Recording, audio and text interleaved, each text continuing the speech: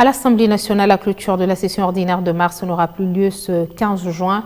Une décision qui se justifie par l'inscription au calendrier de la présente session de l'élaboration du calendrier de désignation des membres de la Commission électorale nationale indépendante, ainsi que la nécessité de poursuivre les travaux de la session en cours pour répondre aux impératifs de l'état de siège.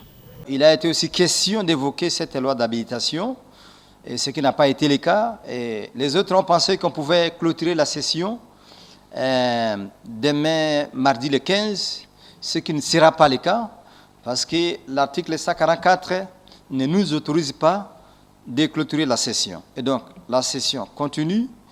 Et donc, désormais, ce qu'il faut savoir est qu'un calendrier sera élaboré pour désigner les membres de la CENI.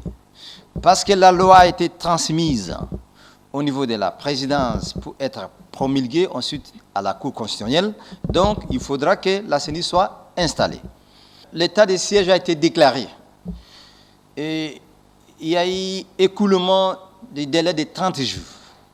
Et donc, l'Assemblée nationale est appelée à procéder à la prorogation de 15 jours successifs. Parce que l'état de siège a été déclaré et les actions sont menées sur le terrain pour être conformes à la Constitution. La prorogation successive de 15 jours doit être effectuée au niveau de l'Assemblée nationale. Voilà pourquoi l'Assemblée nationale ne part pas en vacances. Et l'article 144 dit clairement que lorsque l'état de siège est déclaré, l'Assemblée nationale et le Sénat se réunissent des droits. Et s'ils étaient en session ordinaire, cette session continue et la clôture sera retardée. S'il n'était pas en session, une session extraordinaire devait être convoquée. Et pendant que nous sommes en session, la clôture de cette session est retardée parce qu'il y a état de siège.